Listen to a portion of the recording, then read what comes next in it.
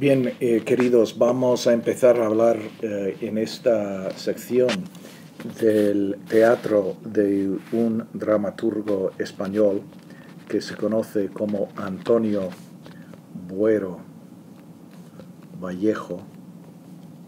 Se le conoce sencillamente con el primer apellido Buero y no Vallejo, es Buero Vallejo Buero. Buero nació en 1916, murió en el año 2000 y es una de las figuras del teatro español más importantes del siglo XX. Nació de una familia de la media clase, recibió una buena formación de la biblioteca de su padre. Leía mucho como joven, pero su primera afición, su primer amor, su primera vocación era la de la pintura. Aquí tenemos un boceto que hizo, por ejemplo, del poeta Miguel Hernández.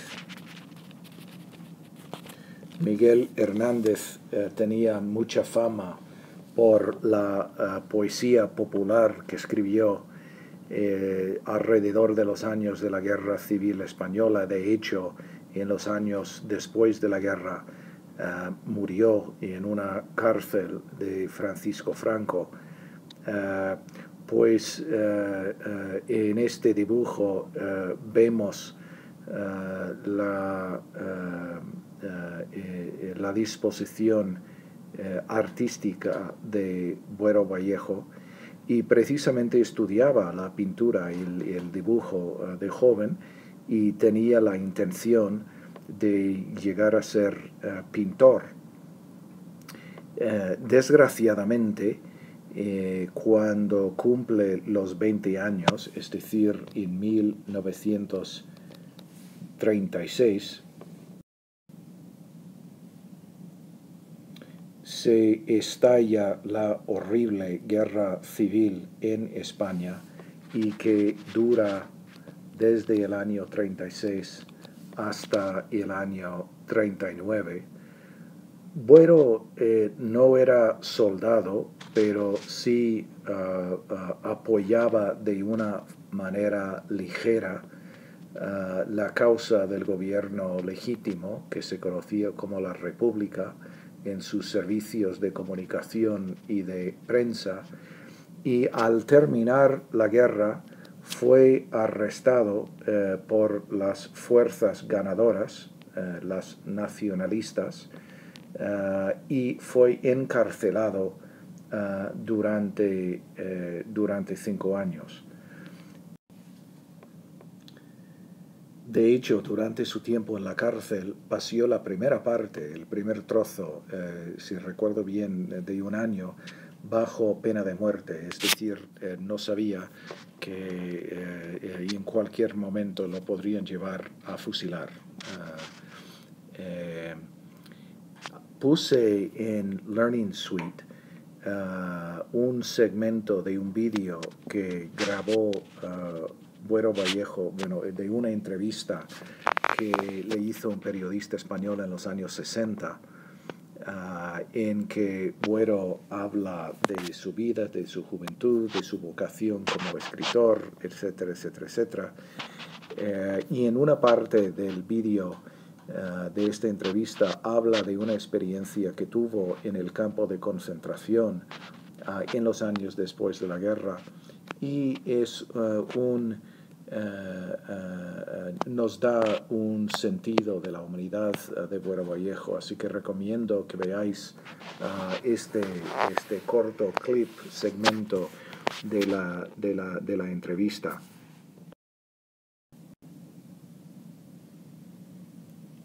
Pues al finalizar la guerra y los años de encarcelamiento, Buero Vallejo se dio cuenta de que había pasado demasiado tiempo en su formación de pintor, que la interrupción durante los años de la guerra y la prisión fueron demasiados largos para seguir perfeccionándose como pintor, que ya no se podía pintar más, y decidió cambiar de profesión.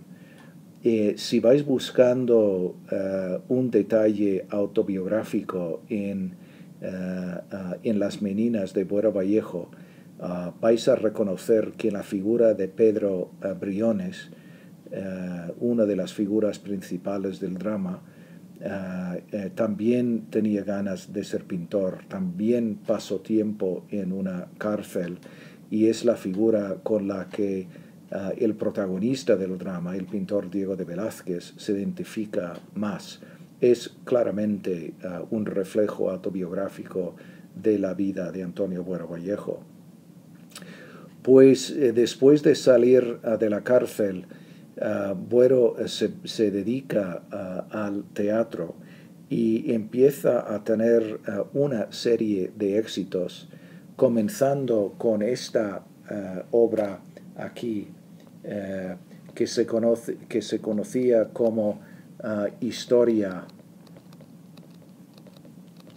de una escalera, en que toda la acción del drama tiene lugar precisamente en la escalera interna de un edificio donde familias se conocen, y donde llegamos a conocer varias generaciones, sus amores, sus decepciones, sus pequeñas tragedias. Y fue un éxito muy importante en el teatro de Madrid, de toda España, y estableció la reputación de Buero Vallejo como un dramaturgo, un playwright de calibre.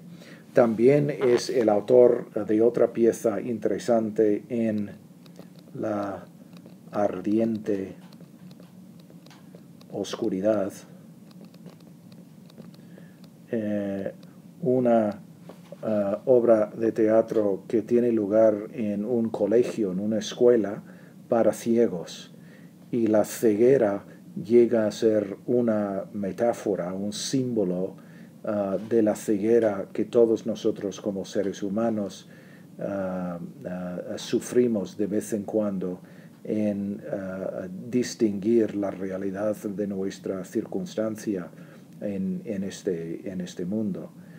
Otra pieza que es interesante es El sueño de la razón, que es un título que recuerda la pintura de Francisco de Goya, uno de los grandes pintores del siglo XVIII y XIX. El sueño de la razón es el título de uno de los grabados, etchings, que hizo Goya. Y lo curioso de esta pieza es que representa la vida de Goya durante sus últimos años, cuando era completamente sordo. Y la técnica que utiliza Buero Vallejo en este caso es que cuando Goya está en el escenario, solo podemos oír y comprender los ruidos que están dentro de su cabeza, los ruidos imaginados, pero no podemos escuchar, igual que él, nada de lo que dicen los otros personajes. Así que Buero escribió diálogo para estos otros personajes, pero hablan, mueven la boca sin que sale sonido, y nosotros entonces experimentamos la sordera de Goya como miembros del público. Es una pieza bastante experimental, y gozó de mucha popularidad durante su momento.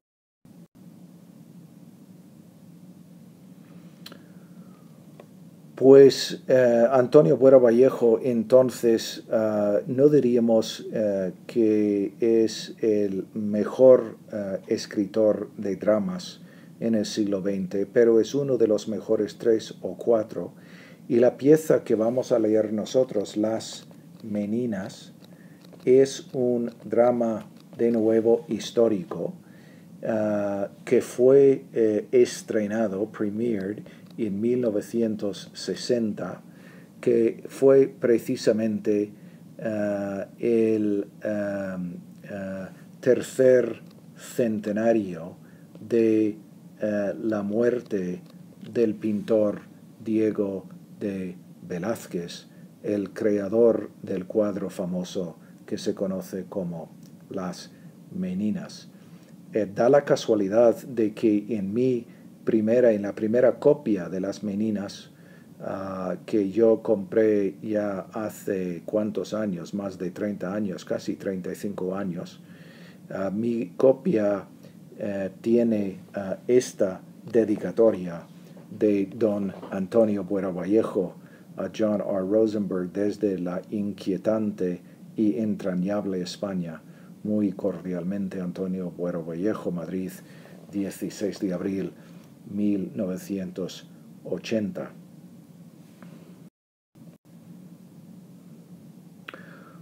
Pues vamos a hablar entonces del drama de Buero Vallejo. Para el primer día de clase vais a leer el primer acto, la primera mitad de la pieza, pero ya que la obra habla de esta pintura de Diego de Velázquez, me parece que es necesario hablar brevemente de Velázquez y de este cuadro. El cuadro se hizo en 1656, es decir, en los últimos años de la carrera pictórica de Diego de Velázquez. Pues Velázquez nació en 1599 en el sur de España, y se crió en la ciudad de Sevilla, y a los 15 años, me parece, a los 14 o 15 años, se unió como aprendiz al taller de pinturas de un señor que se conocía como Francisco Pacheco. Pacheco fue uno de los pintores más importantes de Sevilla, no solamente importante como pintor, pero también como intelectual, y reunía a su alrededor poetas intelectuales canónigos, los intelectuales más sobresalientes de Sevilla. Reunía a toda esta gente en su tertulia para hablar de la teoría del teatro y la teoría literaria, la filosofía, etcétera, etcétera, etcétera. Así que Velázquez se preparó como pintor en este ambiente, y muy pronto demostró que como pintor al menos tenía mucho más talento que su maestro Pacheco.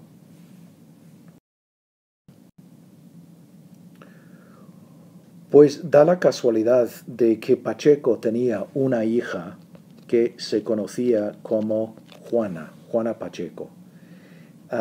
Y ella aparentemente reconoció el talento de Velázquez, él reconoció sus virtudes. Pacheco se dio cuenta de que había una posibilidad de hacer una pareja con su estudiante que más talento tenía, y entonces Juana y Velázquez se casan. Aquí tenemos un retrato que hace Velázquez de una figura de la mitología griega, pero utilizó aparentemente como modelo a su mujer, Juana Pacheco. Juana entonces es uno de los personajes que interviene en el drama Las Meninas. Vamos a conocer a Juana cómo es, cuáles son sus actitudes, los retos que experimenta en su matrimonio, etcétera, etcétera, etcétera. Pues la Juana que inventa Buero Vallejo como personaje en Las Meninas tiene su base en esta Juana que servía de modelo de vez en cuando para el pintor. Pues al principio de su carrera, Velázquez se hizo famoso como pintor de lo que llamamos bodegones, ¿no? Bodegón es la forma singular, que diríamos en inglés genre painting, ¿no? Es decir, representaciones de escenas domésticas, de escenas callejeras, de escenas de gente humilde, de escenas de gente común. Y podemos ver en este cuadro que estamos obviamente en una cocina de Andalucía. Tenemos ajos, ¿no? Tenemos pimientos, tenemos huevos, tenemos los pescados, vino o vinagre quizás. Está moliendo algo aquí la criada. Y aparentemente la ama de casa tiene instrucciones que le quiere dar a esta criada, que parece que no las recibe de muy buenas ganas. Claro, lo más interesante de este cuadro es que tenemos algo aquí. Pues, ¿qué es este algo? Es un inset image, es decir, es un cuadro dentro de un cuadro, en que tenemos obviamente a Cristo en casa de Marta y María. Pues, ¿qué es lo que tenemos? Es una ventana, ¿no? Es un cuadro, es un espejo. No sabemos exactamente, pero sí tenemos la sensación de que aquí la mujer mayor quiere que la joven se dé cuenta de lo que está pasando aquí como lección en su propia vida. Es decir, el cuadro interior tiene una relación temática con lo que está pasando en el primer término, in the foreground. Este es un ejemplo muy temprano de la metapintura, ¿no? en la obra de Diego de Velázquez.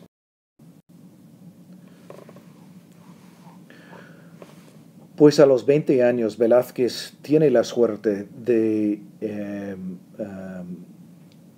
determinar si tiene suficiente talento para ganar su pan, para tener éxito como pintor, no en Sevilla, que es una ciudad de provincias, pero en la corte, the court, la capital de los reinos de España. Y precisamente llega a Madrid, y su llegada corresponde con el ascenso al trono del joven rey Felipe IV. Ahora, este cuadro no es del joven Felipe IV, es uno de los últimos retratos, retrato que Velázquez le hizo a Felipe IV, pero el primer retrato que le hizo cuando Felipe tenía apenas 20 años, más o menos la misma edad que tenía Velázquez, al rey le gustó mucho y muy de pronto contrató al joven pintor como un pintor de corte y dentro de pocos años le dio el privilegio de ser el único pintor con el privilegio de pintar al monarca. Así que la relación entre Felipe IV y el pintor Diego de Velázquez era una relación muy íntima, claro, sin romper las normas del decorum, que siempre tenía que existir entre un rey y un súbdito. Sin embargo, Velázquez pasó el resto de su vida como cortesano, como un miembro de la corte de Felipe IV.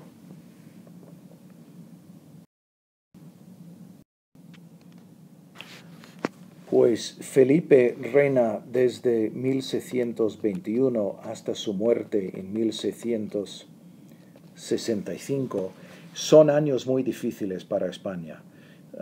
Si en el siglo anterior veíamos años de expansión del territorio español con el descubrimiento de las Américas y las herencias dinásticas en Europa, pues durante estos años España se extiende no solamente a toda la península ibérica, lo que hoy es España y Portugal, pero partes de Italia, Alemania, los Países Bajos, Austria, una gran parte de Europa. Pues durante el reinado de Felipe IV, España empieza a perder territorios. Por ejemplo, en 1640 pierde Portugal. Son años de muchas guerras religiosas, guerras entre estados católicos y los estados protestantes, como los de los Países Bajos, que nominalmente eran propiedad de España. Pues en este cuadro tenemos una escena de una de estas guerras. De nuevo, es un cuadro de Velázquez. El cuadro se conoce como la rendición de Breda. Breda es una ciudad que se ve aquí en el fondo en los Países Bajos, en Holland. También rendición quiere decir surrenders, the surrender of Breda. También se conoce popularmente este cuadro sencillamente como las lanzas, por razones obvias. Pues lo que estamos viendo es precisamente el momento de la entrega de la llave de la ciudad de Breda por el general holandés Justino de Nassau al general español Ambrosio Spínola. Y lo que se nota en el cuadro es que esta escena de guerra no es muy violenta, no es muy bélica. Es el momento de entrega cuando el vencido quiere doblar la rodilla y el general victorioso le extiende el brazo para decirle que no se arrodille, que se levante y que lo trate como igual y caballero como él. Según la tradición y según un drama escrito por Pedro Calderón de la Barca, os vais a acordar de Calderón, el autor de La vida es sueño, cuando Calderón escribe un drama acerca de esta batalla, le pone en boca de Spínola las palabras: el valor del vencido hace famoso al que vence. Entonces lo que tenemos aquí no es tanto una imagen de poder del ejército español, sino la clemencia, ¿no?, de los españoles hacia los vencidos. Es decir, es una pieza de propaganda. Pues lo menciono porque uno de los personajes en Las Meninas de Bueravallejo le critica a Velázquez por haber pintado este cuadro que le parece demasiado pacífico. Pues ahora tenéis una referencia para un referente para ese comentario. Pues este es otro cuadro de Velázquez que se menciona en el drama de Bueravallejo. Este es Marte, ¿no?, el dios Marte, ¿no?, el dios de la guerra, y es un cuadro un poco vergonzoso porque Marte tenía una relación ilícita con la diosa Venus, quien era casada con el dios Vulcano, Vulcan, y precisamente lo que Velázquez representa en este cuadro es que supuestamente tenemos Venus acostada aquí fuera de la escena y a Marte se le ha cogido en el acto de tener relaciones ilícitas con la diosa y se ve un poco avergonzado, embarrassed, ashamed, pero por supuesto hay mucho detalle muy realista aquí. La figura no parece divina, no parece un dios, parece ser un soldado común y corriente de la España de la época. Y otro personaje en Las Meninas de Buero Vallejo, de nuevo le critica a Velázquez por su forma de representar a los gloriosos soldados españoles, los que forman el ejército más poderoso del mundo, o por lo menos eso se suponía. Pues este es uno de los cuadros más famosos de Velázquez que también se menciona en la obra. Este cuadro fue pintado para un convento, un encargo especial. Algunos dicen que fue un encargo de parte del rey que quería hacer acto de penitencia. ¿De penitencia de qué? Pues el rey Felipe IV tenía fama de ser mujeriego, de tener muchos amantes. Entonces, como acto de penitencia, según la leyenda, comisiona a Velázquez este magnífico Cristo crucificado para el convento. Menciono este cuadro solamente de paso. Podríamos detenernos y hablar en mucho detalle de él, pero hay otro momento cuando en el conflicto entre Velázquez y sus acusadores, representados en el drama de Buero Vallejo, Las Meninas, uno de sus acusadores le tacha por haber pintado desnudos, nude paintings. Y Velázquez, una de las respuestas de Velázquez es que hay figuras desnudas hasta en las iglesias. Y se refiere precisamente a este magnífico Cristo. Parentéticamente, nuestro querido Miguel de Unamuno escribió un larguísimo poema acerca de este cuadro que se llama obviamente El Cristo de Velázquez, uno de los monumentos poéticos de don Miguel de Unamuno.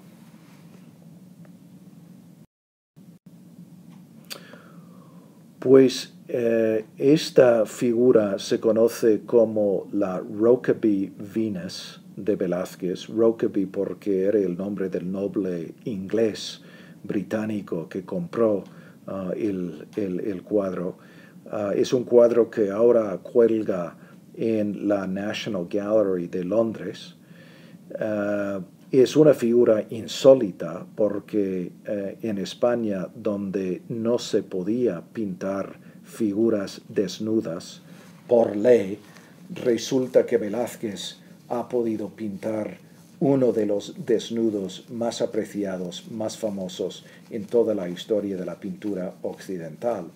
Pues este cuadro, o un cuadro parecido, no sabemos si se trata específicamente de este cuadro, se convierte en un tipo de protagonista en la obra que vamos a leer, Las Meninas de Velázquez, porque parece que Velázquez ha creado este cuadro, un cuadro muy parecido, que guarda en su casa, no permite que nadie lo vea fuera de su círculo más íntimo. Y todas las personas en la vida de Velázquez llegan a tener una evaluación o una interpretación distinta de este cuadro. Juana, ¿no?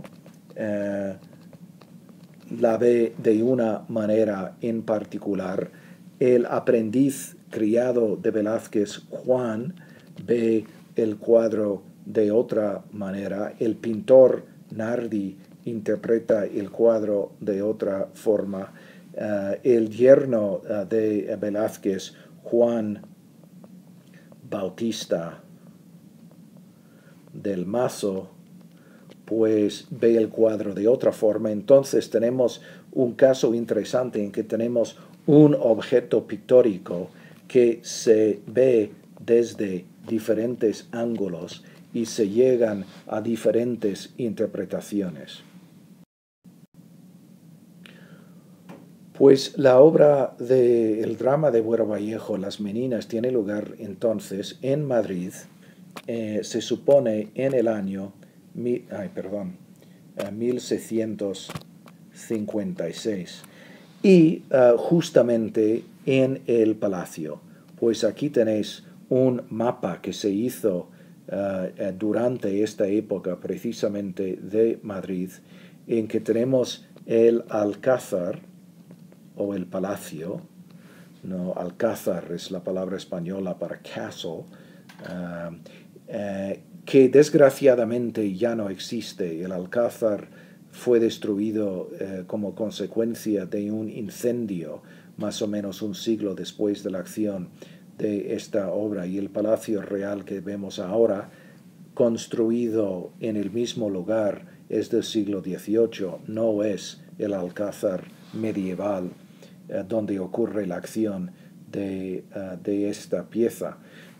Velázquez tiene su taller, his workshop y sus estudios, se supone en esta parte del Alcázar, y toda la acción gira en torno de lo que los personajes pueden ver, ¿no?, desde los balcones o las ventanas de sus residencias en el palacio.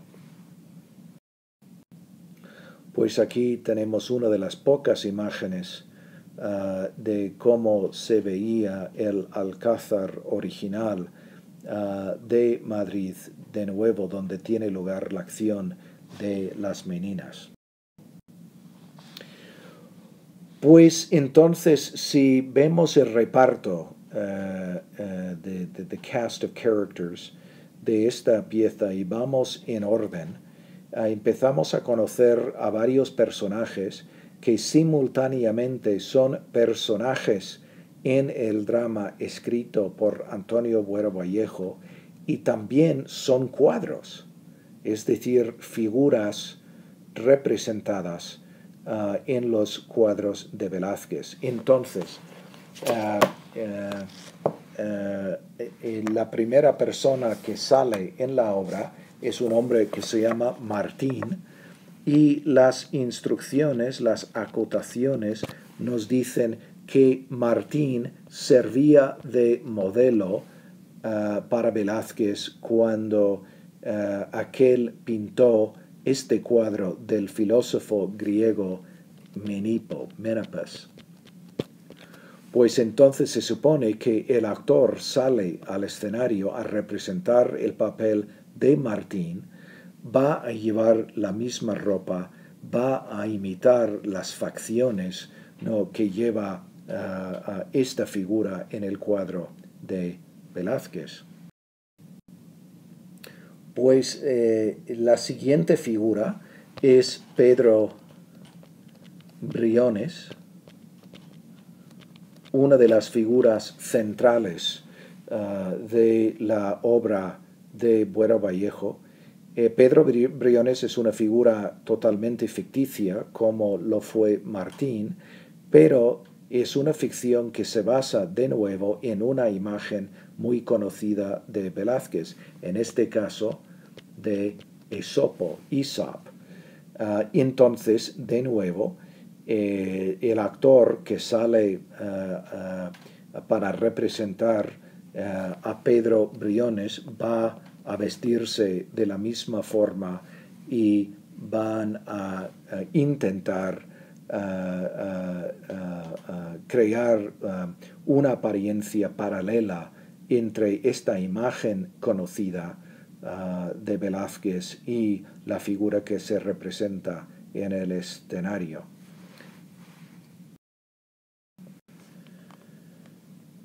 Pues entonces muchos de los personajes que vamos a conocer en la obra de Buero Vallejo son también personajes del cuadro de Velázquez. Todas estas personas son personas de la corte identificables que vivían en el entorno de Diego de Velázquez, gozaban de carne y hueso, tenían vidas, en la mayor parte trágicas, y Velázquez los inmortaliza en su cuadro, y luego Buero Vallejo les da más vida en su representación dramática, Las Meninas. Pues, ¿quiénes son estas figuras? Bueno, primero tenemos Velázquez, ¿no? El pintor en el momento de crear un cuadro. No sabemos qué cuadro es, etc. Habéis leído el texto de Jonathan Brown, sabéis cuáles son las posibilidades. Aquí tenemos la infanta o la princesa Margarita, ¿no? Aquí tenemos María Agustina de Sarmiento, que es una de las meninas, es decir, the ladies in waiting, pero también un personaje que interviene en la acción. Aquí tenemos un tipo de enano, quien se conocía como Nicolasillo. Parece que tenía una enfermedad que no le permitió crecer. Cuando se hizo este cuadro tenía aproximadamente 20 años, pero tiene la apariencia de un niño. Tenemos aquí esta figura deformada que se conoce como Mari Bárbola, que también interviene en la acción. Esta figura aquí es Doña Isabel Velasco, otra menina que interviene. Esta figura a la puerta es José Nieto, el sobrino de Velázquez, que desempeña un papel importante en la obra. Aquí tenemos otra figura, Doña Marcela de Ulloa, una mujer que, según la ficción de Buero Vallejo, tiene deseos no muy castos para Velázquez. Y luego una figura en la sombra, no se sabe exactamente quién es, pero para Buero Vallejo es don Diego Ruiz de Ascona. Y, por supuesto, aquí al fondo tenemos el rey y la reina. Pues cada una de estas figuras va a intervenir en la acción de las meninas de Buero Vallejo, y como vais a ver en la última escena, van a reunirse para reproducir precisamente esta escena que tenemos delante en el cuadro de Velázquez. Otro personaje principal que tiene un papel importante en el drama Las Meninas es este señor distinguido aquí, que se conocía como Juan de Pareja. Velázquez mismo le hizo este magnífico retrato que hoy en día se puede ver en el Metropolitan Museum de Nueva York. Pareja fue al principio un esclavo de Velázquez, y que luego Velázquez le dio la libertad, y de alguna manera Pareja aprendió a pintar y llegó a tener mucho talento como pintor. Quizás no tanto talento como Velázquez, pero sí era un pintor respetable que manejó la técnica de la pintura de la época con mucha sutilidad y mucho talento. Pues Juan de Pareja interviene como personaje en esta obra y entra en varios conflictos importantes con el pintor Velázquez. Espero que os guste este retrato. Es uno de los retratos más impresionantes, mejor realizados de toda la pintura occidental de esta época.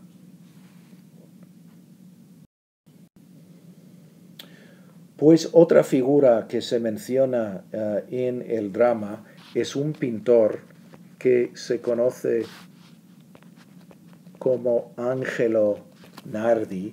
Nardi fue un pintor que vino de Italia y que se estableció en la corte de Madrid, y fue uno de los viejos pintores que fue sustituido por el joven Velázquez cuando Velázquez llegó a la corte y consiguió un puesto como pintor de cámara del rey Felipe IV.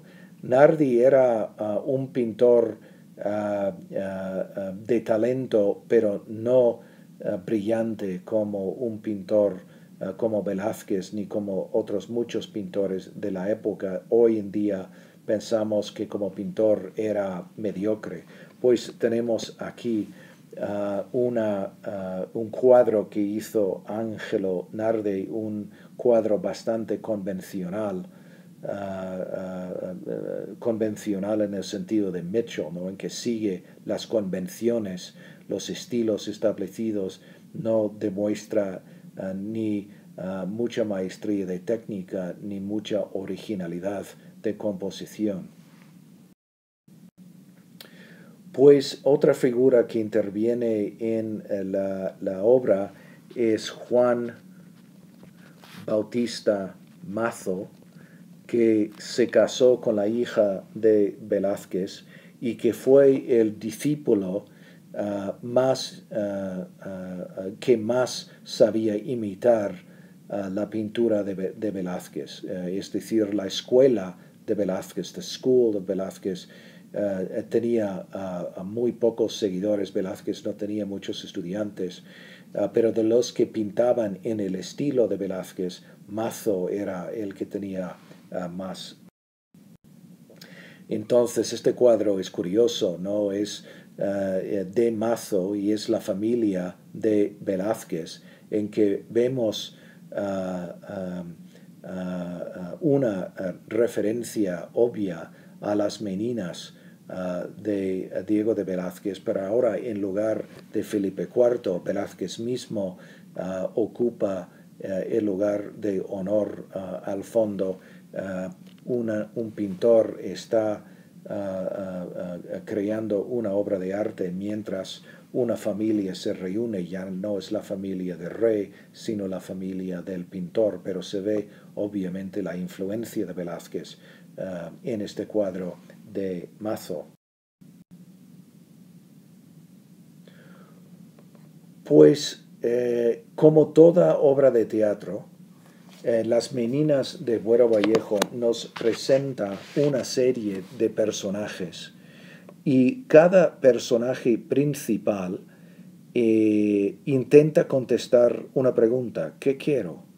¿Cuál es el deseo? ¿Cuál es mi ambición? ¿Qué es lo que busco? Y resulta que el conflicto en esta obra resulta de la diversidad de deseos. Velázquez tiene un deseo, Juana tiene un deseo,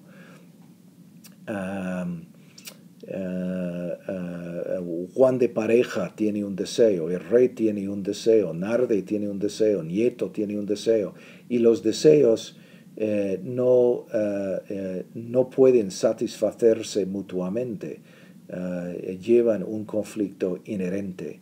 Así que, ¿cuáles son estos deseos y cómo impiden un deseo la realización de otro? Y luego entonces relacionado con este deseo es la pregunta: ¿qué debo hacer? Que es la pregunta que en realidad hace toda obra de teatro. What should I do? Y cómo contestan estas preguntas los varios personajes, porque cada uno de los personajes principales a él se le enfrenta con esta pregunta. Pues espero que os guste el primer acto de Las Meninas de Antonio Buero Vallejo, este pequeño vídeo. Espero que os prepare para la lectura, para saber de qué se trata, quiénes son los personajes, en qué se basa la acción. Y entonces el jueves podemos disfrutar de la conversación juntos.